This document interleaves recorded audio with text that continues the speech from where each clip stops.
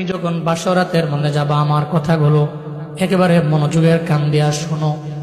লোকমানে হাকিমের ছেলেকে বলে দিলেন, তুমি বাসরাতে যাবা, ওখানে যাওয়ার পরে ওই মহিলাটা দেখার পরে তোমাকে তো মিলন করার জন্য বারবার তোমাকে ডাকবে, তবে তুমি মেলামেশা করবা না। তুমি যাওয়ার পরে শুরুতেই নামাজ পড়বা কয় রাকাত? নামাজ পড়বা 2 রাকাত, সালাতুল হাজত পড়বা। ওই ঘরের মধ্যে তুমি বাসরাতের মধ্যে বাসর করে তুমি 2 রাকাত সালাতুল হাজত পড়া। এরপরে ওই মেয়েটাকে বলবা, মেয়ে তুমি আমার সময় দাও, আমি একটু বাহিরে যাব, আমার হাজত পূরণ করার জন্য আমি বাহিরে যাব।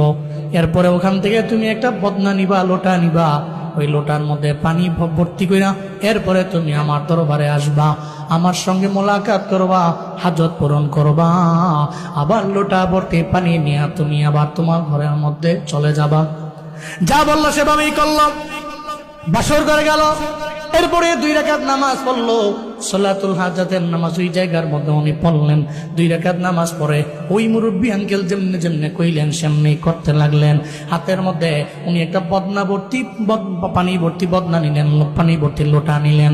এরপরে বললেন, বিবি রে আমাকে একটু সময় দেও, আমি হাজতের জন্য বাহিরে যাব। ঠিক আছে যান। বাহিরে